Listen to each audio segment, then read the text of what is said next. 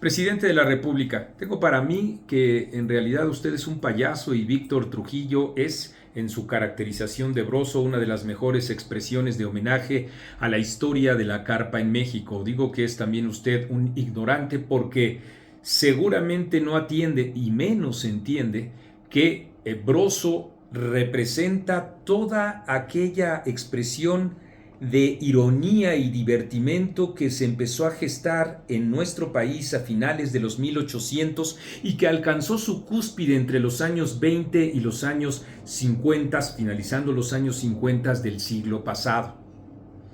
Y que han recibido todas estas expresiones artísticas de denuedo crítico incluso del poder, distintos homenajes. Por ejemplo, hablando de la carpa y de sus múltiples expresiones artísticas en el baile y, como he dicho, en la comicidad y en particular en la sátira se encuentran las rumberas. Meche Barba no se explica sin las carpas. No se explica tampoco sin las propias carpas el circo Rim. Aquí abro un paréntesis rápido para ofrecer disculpas a lo mejor del espectáculo sin cerse y entre ellos a los payasos por haberle llamado a usted así, pero lo digo en otra connotación que más adelante voy a puntualizar. Para continuar, desde luego, con las propias tiplés que son fundamentales en su baile, en la manera en la que con sus atuendos incluso movían y conmovían las conciencias conservadoras de aquellos entonces y también, por supuesto, a sus críticas. Guadalupe Rivas Cacho, ¿a usted le suena, presidente? La famosa Pingüica. O Lupe Vélez, por mencionar alguna otra. Para irnos en espacios cronológicos, ¿cómo no pensar justamente en todas estas obras circenses que iban cuestionando a Porfirio Díaz, que como respuesta tenía un enorme encabronamiento? Porque en efecto no le gustaba ni el empleo de las palabras ni que él fuera exhibido. Por eso se comenta incluso que el auge de las carpas se da a la par del surgimiento de la Revolución Mexicana.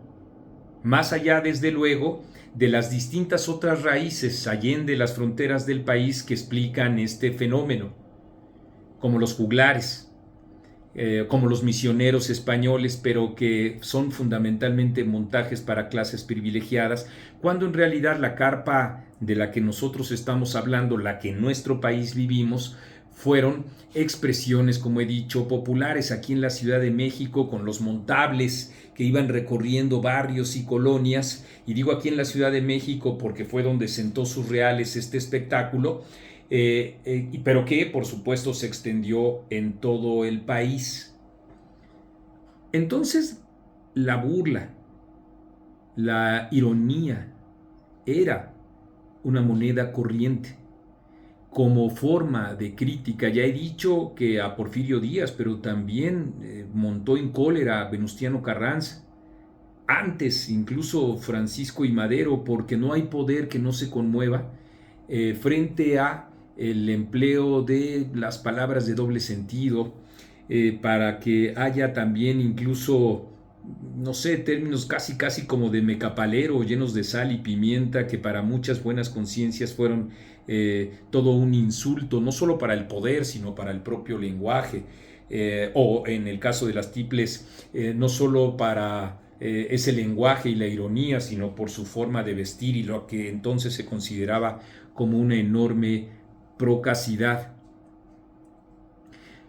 Poco a poco se fue abriendo espacio esa carpa y fue logrando una enorme raigambre por sus groserías, como he dicho, por su doble sentido también, como he comentado, en las figuras distintas, mujeres y hombres, de lo que significa el peladito.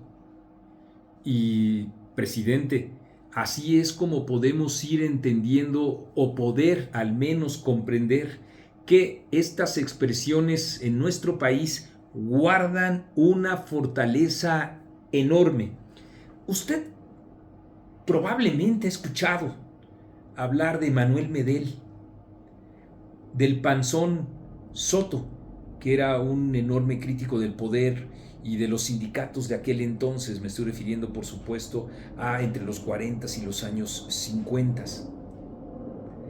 Usted seguramente ha oído hablar de Resortes, que era y sigue siendo como un emblema la expresión del baile psicalíptico, del lenguaje socarrón e irreverente que concitó con mucho el aplauso de otros tantos, con otro estilo desde luego, y para muchos uno de los mejores emblemas junto con Tintán que hemos tenido, pero surgido de la carpa, porque Tintán surgió de la radio, el famoso Topillo Tapas, antes de llamarse Tintán, pero me refiero a el surgimiento en las carpas de el propio Mario Moreno Cantinflas. ¿Y qué decir de Jesús Palillo Martínez, que fue particularmente perseguido, este aficionado a las Chivas, que sería esa en todo caso mi única diferencia con él, que pues hizo pervivir las carpas incluso ya aún cuando se encontraba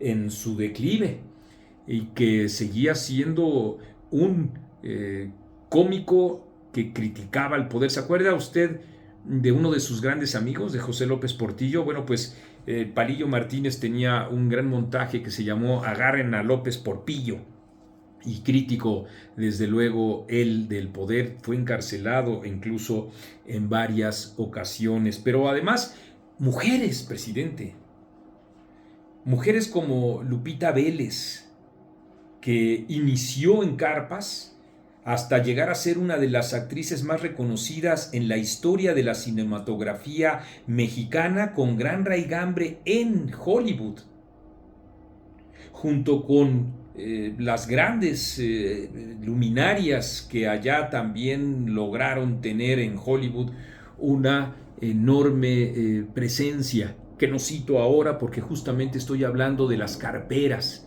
Pero en esas carperas también surgieron las rumberas. Meche Barba no se explica sin las carpas. Ninón Sevilla, por supuesto, no se explica sin las carpas. La Bella Carito de los años 30, presidente.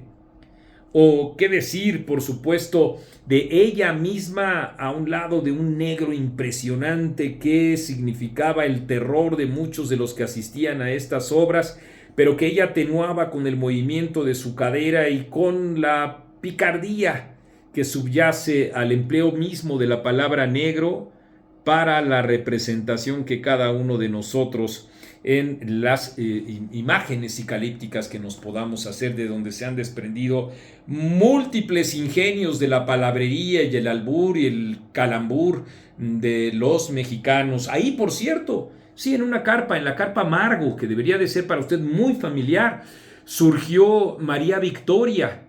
Ella, antes, por supuesto, de ser cantante y de que le gritara el respetable "mejor cántanos de espalda", aludiendo por supuesto a Susana Calipigia, ella misma fue partícipe de distintos montajes que implicaban a los cómicos y a la crítica que se le hacía a el poder. Eso es lo que ocurría en las carpas, y también por supuesto en los teatros de revistas que se fueron abriendo paulatinamente a las críticas.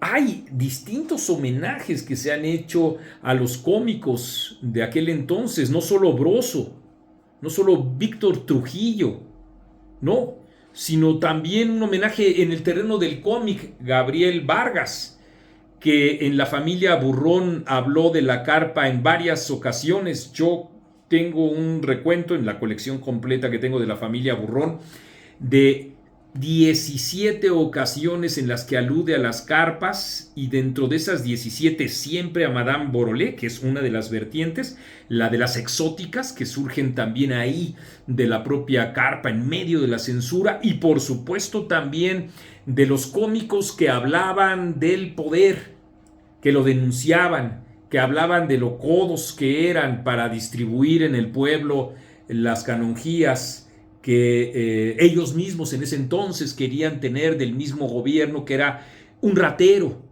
y que pues en esas caracterizaciones seguimos teniendo ahora a un ratero, y a quien dispensa la corrupción para millones de mexicanos, queda perfectamente claro, en favor de sus amigos o de su familia y en particular, por supuesto, de sus hijos.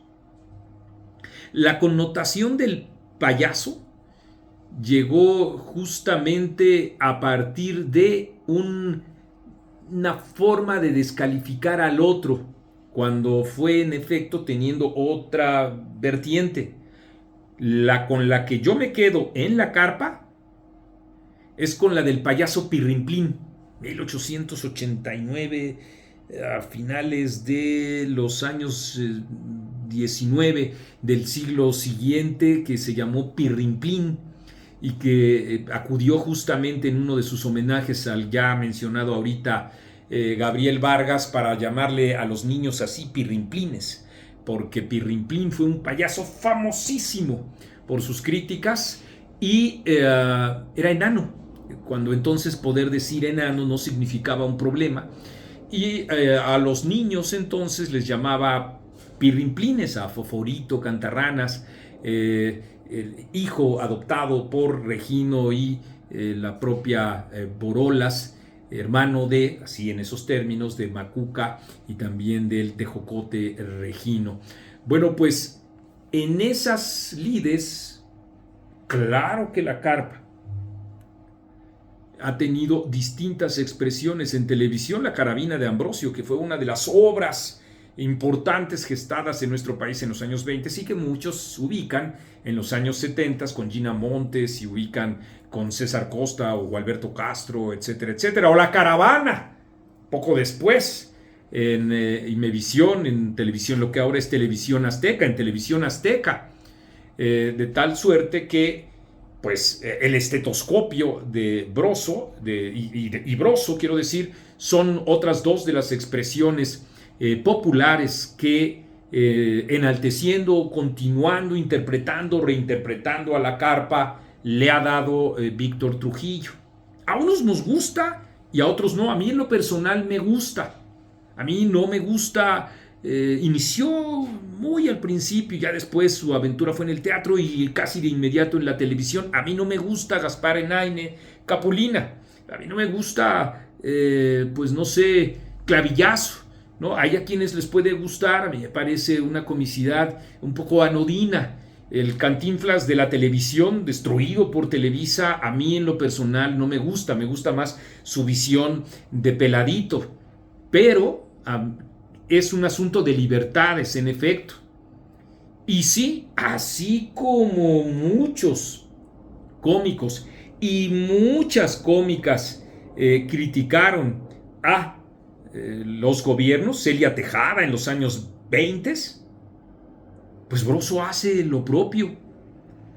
Así como criticaron antes a Porfirio Díaz y estas expresiones dictatoriales, pues ahora critican a Andrés Manuel López Obrador y esas sus expresiones dictatoriales.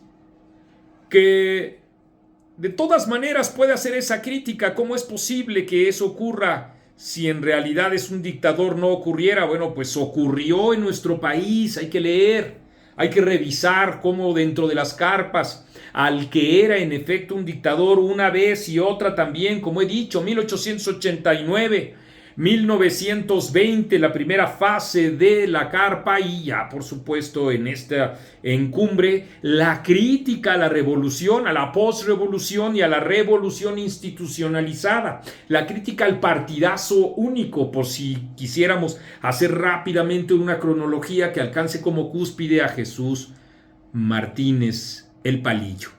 Así es que sí, en efecto, me quedo con la connotación del sangrón, del demagogo que implica o puede implicar la palabra payaso para decir que en efecto Broso es la expresión del humor, de la creatividad, del hartazgo popular, del dicho y el ingenio que se abre con alegría a pesar de todo frente a situaciones convulsas como las que vivimos.